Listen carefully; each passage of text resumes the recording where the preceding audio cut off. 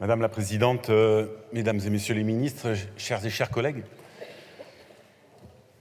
je ne voudrais pas déranger en fait. Je ne voudrais pas déranger.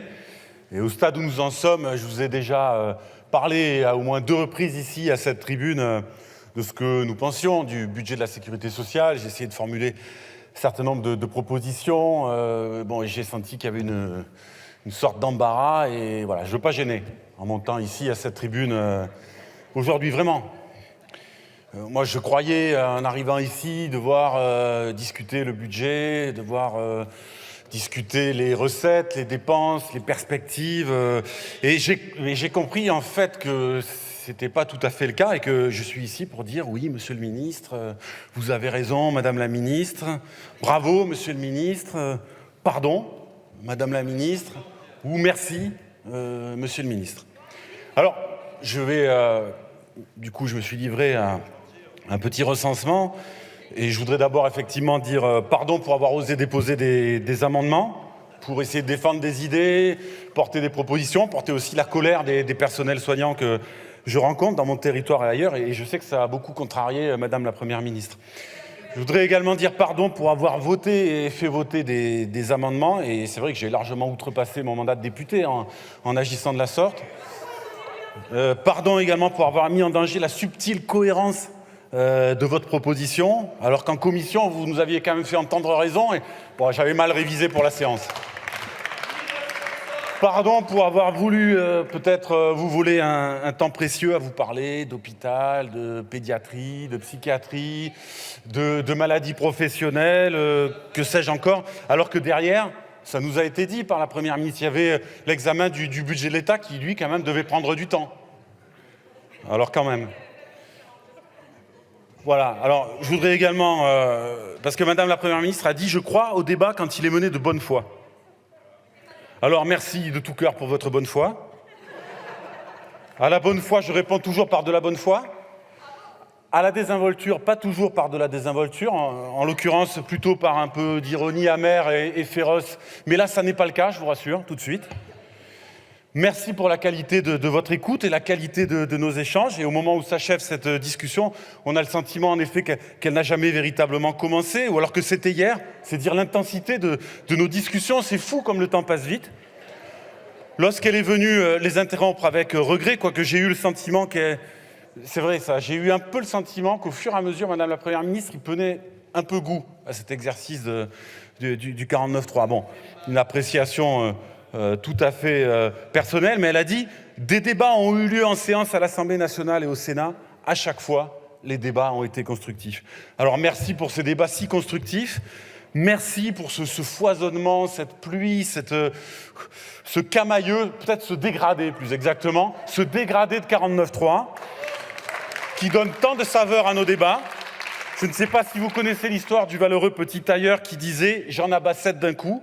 Vous en avez abattu pour votre part 5 d'un coup. C'est déjà une belle performance que je voudrais évidemment saluer ici devant vous. Et je crois qu'on aura finalement rarement aussi peu débattu de santé, de protection sociale depuis l'existence des lois de financement de la sécurité sociale. Donc merci pour cette performance également. Merci pour ce moment rare, ce moment de magie, ce moment de grâce, au moment où, juste après l'examen de la motion de censure, vous vous rappelez, Madame la Première ministre est arrivée direct, clac, un deuxième 49.3 derrière. C'était vraiment aussi un grand moment.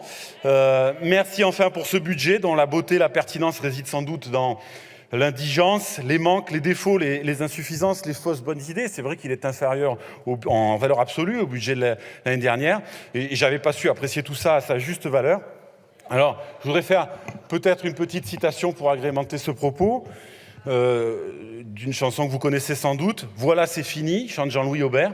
On a tant ressassé les mêmes théories, on a tellement tiré chacun de notre côté que voilà, c'est fini. Nous arrivons effectivement au bout de cette belle discussion. C'est quand même beau, une démocratie dans laquelle le Parlement joue son rôle, dans laquelle il est vraiment respecté. Voilà, bon, je voudrais encore une fois vraiment pas trop abuser. Alors, je vous ai préparé là ici un petit dossier.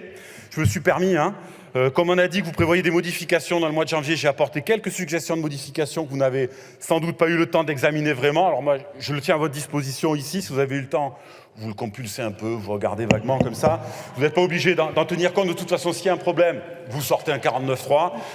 Pas de chichi entre nous, comme ça sera réglé. Voilà, je vous laisse, je ne veux pas déranger. Merci, Monsieur Dharréville.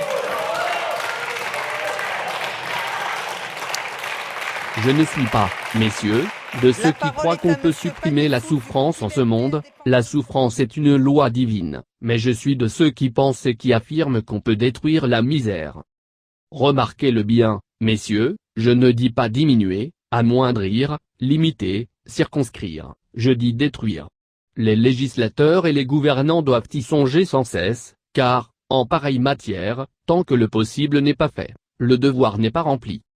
La misère, messieurs, j'aborde ici le vif de la question, voulez-vous savoir jusqu'où elle est, la misère? Voulez-vous savoir jusqu'où elle peut aller, jusqu'où elle va? Je ne dis pas en Irlande, je ne dis pas au Moyen-Âge, je dis en France, je dis à Paris, et au temps où nous vivons? Voulez-vous des faits?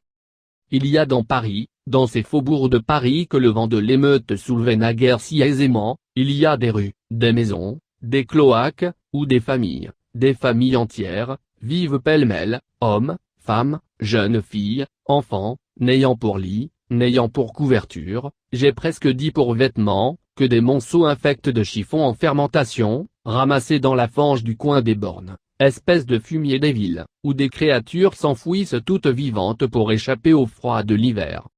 Voilà un fait. En voulez-vous d'autres? Ces jours-ci, un homme, mon Dieu, un malheureux homme de lettres, car la misère n'épargne pas plus les professions libérales que les professions manuelles, un malheureux homme est mort de faim à la lettre, et l'on a constaté, après sa mort, qu'il n'avait pas mangé depuis 6 jours. Voulez-vous quelque chose de plus douloureux encore? Le mois passé, pendant la recrudescence du choléra, on a trouvé une mère et ses 4 enfants qui cherchaient leur nourriture dans les débris immondes et pestilentiels des charniers de Montfaucon. Eh bien, messieurs, je dis que ce sont là des choses qui ne doivent pas être, je dis que la société doit dépenser toute sa force, toute sa sollicitude, toute son intelligence, toute sa volonté, pour que de telles choses ne soient pas. Je dis que de tels faits, dans un pays civilisé, engagent la conscience de la société tout entière, que je m'en sens, moi qui parle, complice et solidaire, et que de tels faits ne sont pas seulement des torts envers l'homme, que ce sont des crimes envers Dieu. Vous n'avez rien fait, j'insiste sur ce point, tant que l'ordre matériel raffermi n'a point pour base l'ordre moral consolidé.